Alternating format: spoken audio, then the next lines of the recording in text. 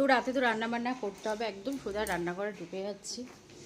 আজকে কি রান্না করব দেখি, বাজার থেকে তো বাজারে তো গিয়েছিলাম, তো ভাবছি রাত্রিবেলায়। আর আমার পরিস্থিতি দেখো, এখানে নিয়েছি, ওই ঝুরি ভাজা নিয়েছি। একদিকে ঝুরি ভাজাটা রেখেছি, 2-4টে খাবো। আর একদিকে কড়াই বসিয়ে দিয়েছি, কড়াইটা বেশ গরম হয়ে গেছে। এখন যেটা করব সেটা হচ্ছে, বাজার থেকে যে ইলিশ মাছটা এনেছি সেটা আজকে এখন মানে রাত্রিবেলা ফ্রাইটা করব। ইলিশ মাছ ভাজা, তার তেল রাত্রিবেলায় খাবো, মানে মাছ ভাজার তেল। তারপরে মাছের ভেতর ডিম আছে, সেটা খাওয়া হবে। তো যাই হোক, মনে হয় 5 টুকরো মাছ, সেটা এখন ফ্রাই করব, মাছের তেল রাখবো, ডিমটা খাওয়া হবে। তো এই হচ্ছে রাত্রিবেলা আমাদের খাওয়া দাওয়া।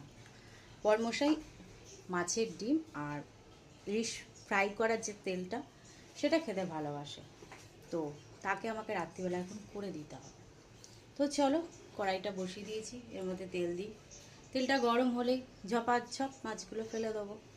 এই দেখো, ডিম ওপরে দেখা যাচ্ছে, 5 টুকরো মাছ আছে। এইটাকে আগে করে ফেলি ঝপাঝপ, আর কড়াইটার মধ্যে তেল দিয়ে দিই। দেখো, মাছগুলো ফ্রাই বসিয়ে দিয়েছি, ফ্রাই হচ্ছে। আর এই যে ডিমটা আর মাছটা হালকা করে আমি ভাজবো, একদম কাঁচা ইলিশেটা রেখে দেবো। আর এই যে 3 টুকরো মাছ ফ্রাই করবো। তো চলো এখনকার মতো ভিডিওটাকে এন্ড করি, কারণ সব রান্নাটা তো করতে হবে, আর ভিডিও করতে গেলে একটু সময়ের ব্যাপার থাকে। তো যাই হোক, এদিকে ঘড়ির কাঁটাটাও ঘুরছে, সেটাও দেখতে হবে। এটা আস্তে আস্তে ফ্রাই হোক, এর তেল তুলবো, ডিম আলাদা করে রাখবো, মাছ আলাদা করে রাখবো। তো চলো এখনকার মতো ভিডিওটা এন্ড করলাম। ভিডিও ভালো লাগলে প্লিজ লাইক করো, কমেন্ট করো, শেয়ার করো। আর দেখো, ঘড়ির কাঁটা 9:30। তো চলো এখনকার মতন গুড নাইট আর টাটা।